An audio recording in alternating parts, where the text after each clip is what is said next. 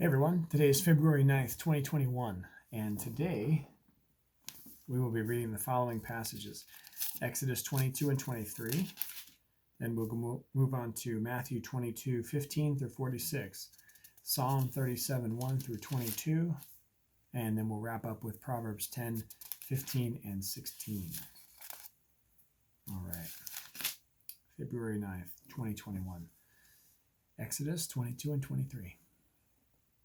If a man steals an ox or a sheep, and kills it or sells it, he shall repay 5 oxen for an ox, and 4 sheep for a sheep.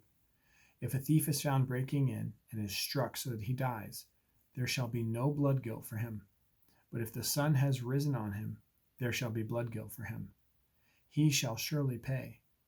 If he has nothing, then he shall be sold for his theft. If he has stolen beast, If the stolen beast is found alive in his possession, whether it is an ox or a donkey or a sheep, he shall pay double.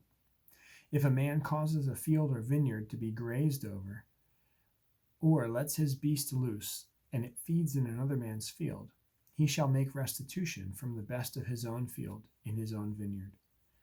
If fire breaks out and catches in thorns, so that the stacked grain or the standing grain in the field is consumed, he who started the fire shall make full restitution. If a man gives to his neighbor money or goods to keep safe, and it is stolen from the man's house, then if the thief is found, he shall pay double. If the thief is not found, the owner of the house shall come near to God to show whether or not he has put his hand to his neighbor's property. For every breach of trust, whether it is an ox for a donkey, for a donkey, for a sheep, for a cloak, or for any kind of lost thing, of which one says, "This is it," the case of both parties shall come before God. The one whom God condemns shall pay double to his neighbor. If a man gives to his neighbor a donkey or an ox or a sheep or any beast to keep safe, and it dies or is injured or is driven away without anyone seeing it, an oath by the Lord shall be between them both to see whether or not he has put his hand to his neighbor's property. The owner shall accept the oath, and he shall not make restitution. But if it is stolen from him, he shall make restitution to its owner.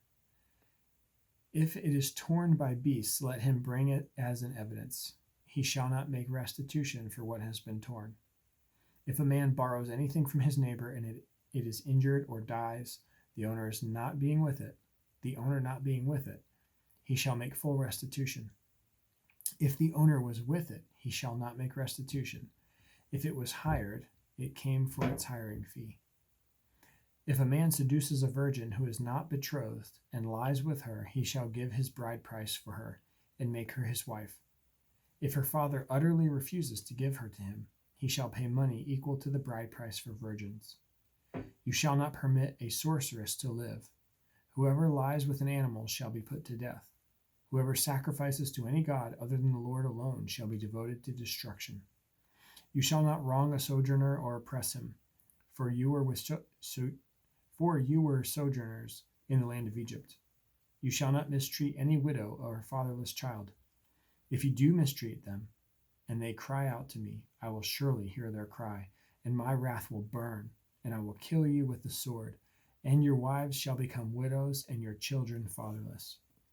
If you lend money to any of my people with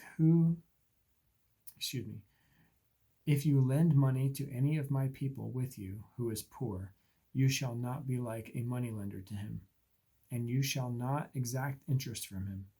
If ever you take your neighbor's cloak in pledge, you shall return it to him before the sun goes down, for that is his only covering, and it is his cloak for his body. In what else shall he sleep? And if he cries to me, I will hear, for I am compassionate. You shall not revile God, nor curse a ruler of your people. You shall not delay to offer from the fullness of your harvest, and from the outflow of your presses. The firstborn of your sons you shall give to me. You shall do the same with your oxen and with your sheep. 7 days it shall be with its mother, and on the 8th day you shall give it to me. You shall be consecrated to me. Therefore you shall not eat any flesh that is torn by beasts in the field. you shall throw it to the dogs. You shall not spread a false report. You shall not join hands with a wicked man to be malicious witness. You shall not fall in with the many that do evil, nor shall you bear witness in a lawsuit, siding with the many, so as to pervert justice. Nor shall you be partial to a poor man in his lawsuit. If you meet your enemy's ox or his donkey going astray, you shall bring it back to him. If you see a donkey of one who hates you lying down under its burden, you shall refrain from leaving him with it. You shall rescue it with him. You shall not pervert the justice due to your poor in his lawsuit. Keep far from a false charge, and do not kill the innocent or righteous, for I will not acquit the wicked. And you shall take no bribe, for a bribe blinds the clear-sighted and subverts the cause to those who are in the right. You shall not oppress a sojourner. You know the heart of a sojourner, for you were sojourners in the land of Egypt. For 6 years you shall sow your land and gather its yield.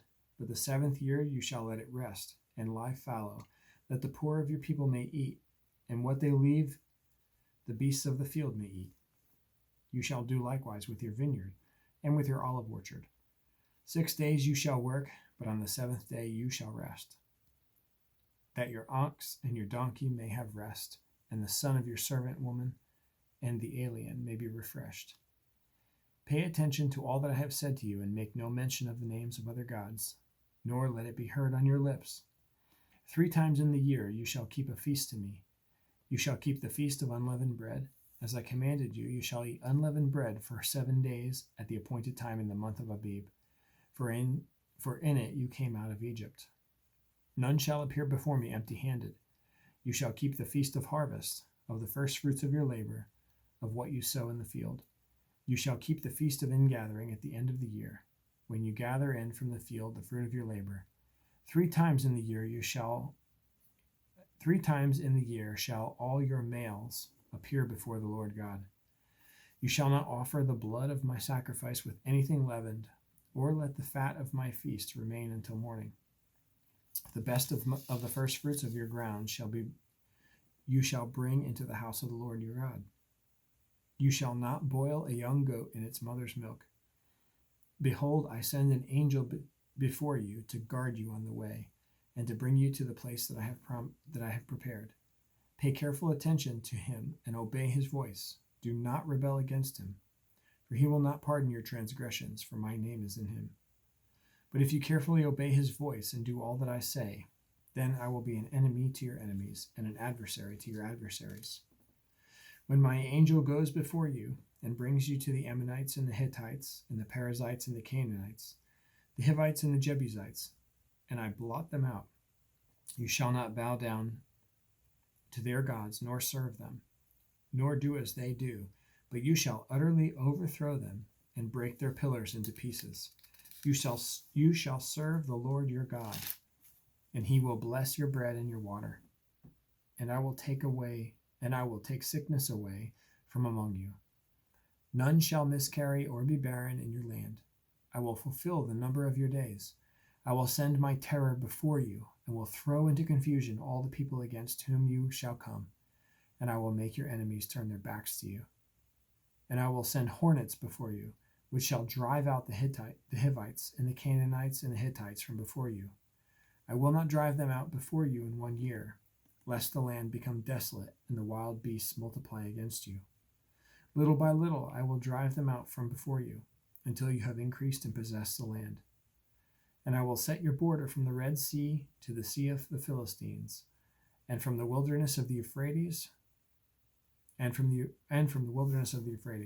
for I will gather the inhabitants of the land into your hand, and you shall drive them out before you. You shall make no covenant with them and their gods.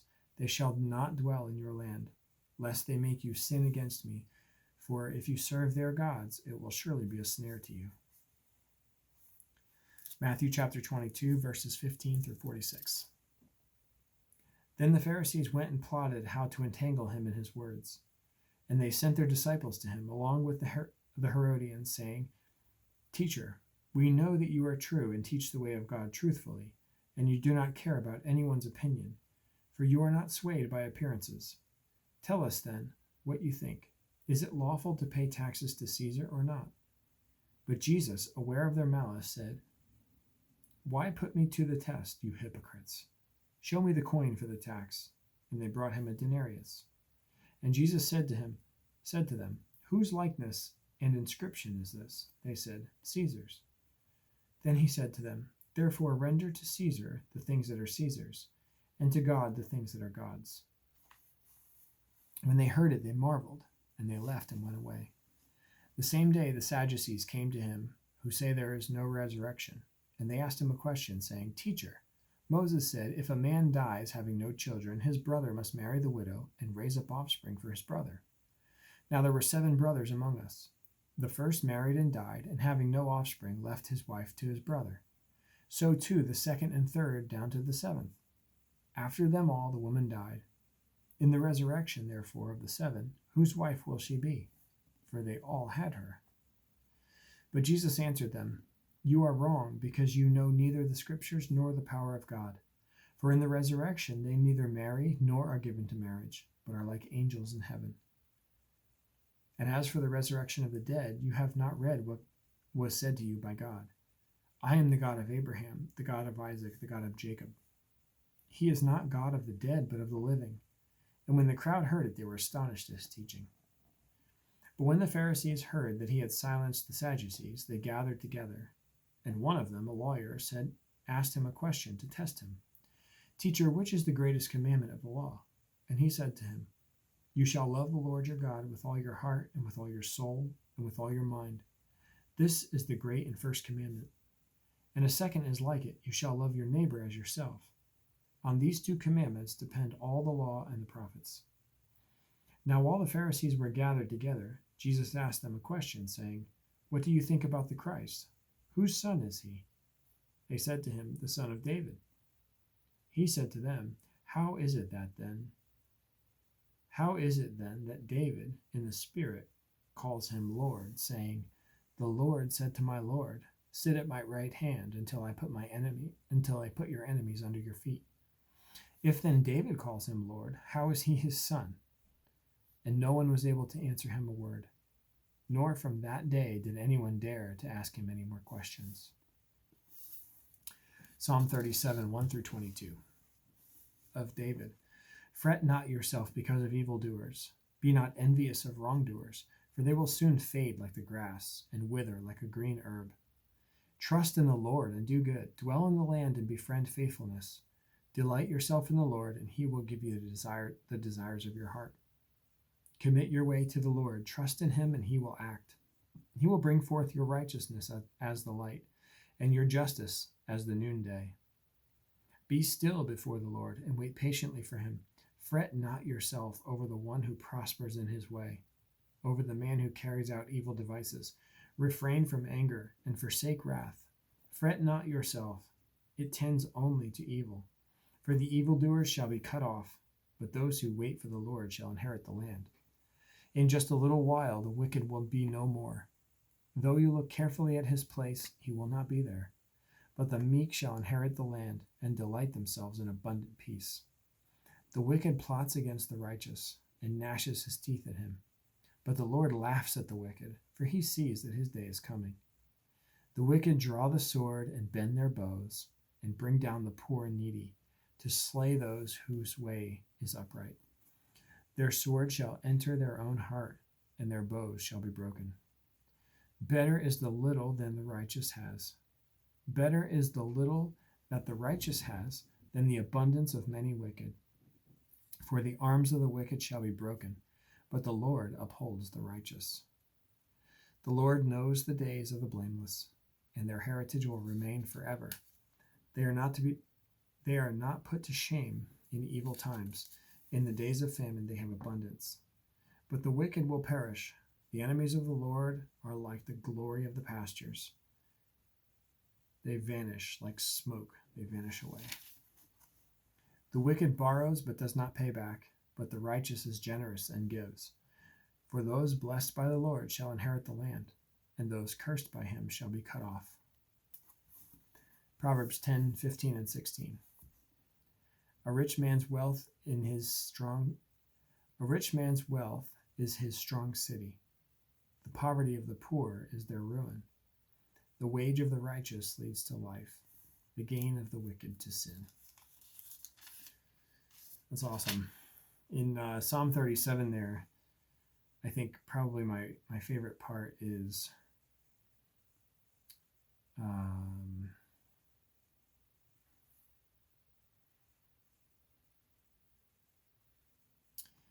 Psalm 37, 16 and 17. It says, "Better is the little that the righteous has than the abundance of many wicked. For the arms of the wicked shall be broken, but the Lord upholds the righteous." You just get that imagery there that the wicked people are holding the abundance in their hands, but their arms get broken. But yet the strong arms of the Lord, in 17, but the Lord upholds the righteous. So while the wicked's arms are broken, and you can just imagine the treasures they were clutching so tightly, their arms are broken and their treasures just spill to the ground, and they can't do anything to pick them up. With broken arms, how are you going to pick up and hold your possessions? But God, on the other hand, has strong arms that will never be broken. And God's strong arms literally are upholding the righteous. That God is embracing the righteous, and he is holding us up. So that while the wicked have nothing and are unable to pick up their own possessions with their arms, our entire lives and our entire spirits and souls are in God's hands and in his arms, which will never be broken and are eternally strong. Incredible. Well, thank you guys for reading tonight with me. Tomorrow's February 10th, and we'll be reading Exodus 24 and 25, Matthew chapter 23, Psalm 37, 23 through 40, and our proverb, if I can turn the page, Proverbs 10:17. Thank you for joining me this February 9th, 2021, and I will see you tomorrow.